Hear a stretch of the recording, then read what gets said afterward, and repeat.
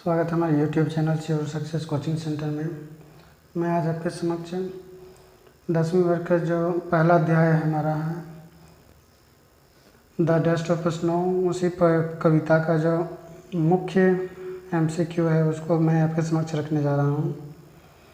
और ये जो क्वेश्चंस हैं ये बहुत ही इम्पोर्टेंट हैं, इसलिए इसको आप नेगलेक्ट करने की कोशिश नहीं करेंगे, बल्कि अगर ये क्वेश्चंस आपको मिलते हैं तो आप इसको ज़्यादा से ज़्यादा बढ़िया से प्रिपरेशन करने की कोशिश करेंगे, ताकि एग्ज़ाम में आपको इससे किसी प्रकार की समस्या ना हो अगर कोई प्रश्न आए तो चलिए हम इसका जो पहला प्रश्न है हम उसकी ओर चलते हैं। पहला प्रश्न हमारा दिया गया है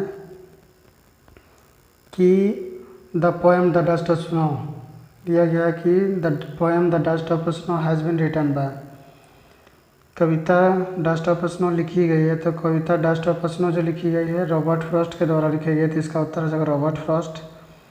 दूसरा क्वेश्चन है the tree mention in the poem, इस कविता में पेड़ का जो मेंशन किया गया है, जिक्र किया गया है, उस पेड़ का नाम क्या है। यहाँ पर जिस पेड़ का जिक्र किया गया है उस पेड़ का नाम इसमें दिया गया है हेमलॉक ट्री, तो इसका उत्तर हमारा हो जाएगा हेमलॉक ट्री।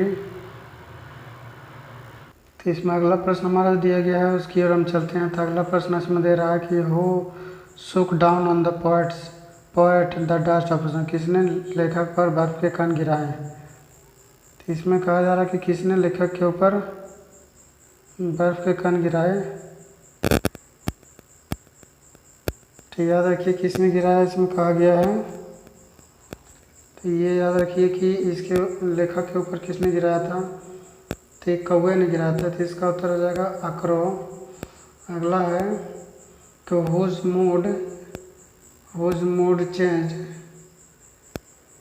किसका मूड जो है इस कविता में बदल जाता है, किसका जो मन जो है बदल जाता है। तो मूड का अर्थ यहाँ मन होगा, तो इसमें पोएट जो है उसका मन बदलता है, तो इसका उत्तर हमारा हो जाएगा द पोएट्स, लेखक का मूड इसमें बदलता है।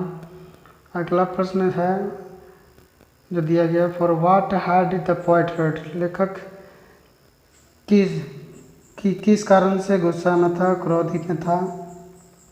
तो किसी दिन उसके साथ कोई अनहोनी घटना घटी होगी या कुछ उसके विचार से नहीं घटा होगा, तो इस वजह से लेखक गुस्सा जाता है। तो यहाँ कौवा की वजह से नहीं था, पेड़ की वजह से भी नहीं था, लेकिन कोई दिन किसी वजह से दुखी था। तो यहाँ पर जो होगा द डे होगा, तो इसको लिखेंगे द डे।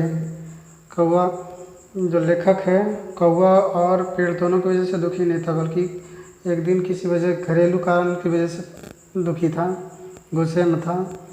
अगला प्रश्न दिया गया तो hemlock is a tree, hemlock है, धतुरा है, तो धतुरा याद रखिए धतुरा क्या है। तो धतुरा क्या है, तो धतुरा एक झाड़ी है, जहरीला पौधा है। ये नशा के लिए इसका इस्तेमाल किया जाता है आज के दौर में भी, तो इसका याद रखिए कि हेमलॉक एक नशीला पौधा है। इसका अगला प्रश्न हमारा दिया गया है कि सीधा सीधी कर सकते हैं कि हुज हार्ट होगा HEART, हीट नहीं होगा HEART। ये जो हीट दिया गया हीट नहीं हार्ट होगा ये वाला। तो whose heart got changed in the poem, किसका हृदय इसमें बदल जाता है इस कविता में। तो लेखक का हृदय बदलता है और उसकी वजह से उसका दिन बर्बाद होने से बच जाता है, ख़राब होने से बच जाता है। इन the poem crow and the hemlock tree represents, इस कविता में कौवा और हेमलॉक ट्री पर एक रिप्रेजेंट करते हैं, संबंधित हैं, किस चीज़ से संबंधित हैं। तो इसमें बता सकते हैं कि खुशी से संबंधित हैं, कौवा और हेमलॉक ट्री खुशी से संबंधित है, इसलिए ये जॉय हो जाएगा, जॉय मतलब खुशी। तो आज मैंने आपके समक्ष क्लास 10 का द डस्ट ऑफ स्नो, जिसके कवि रॉबर्ट फ्रॉस्ट हैं उससे संबंधित है जो कुछ महत्वपूर्ण MCQ था मैंने उसको रखा। यदि अभी तक आपने हमारे चैनल को सब्सक्राइब नहीं किया तो सब्सक्राइब कर लें, वीडियो को लाइक कर दें, बेल आइकन की घंटी को भी प्रेस कर दें, ताकि आप तक लेटेस्ट वीडियोज़ के अपडेट्स पहुँचते रहे।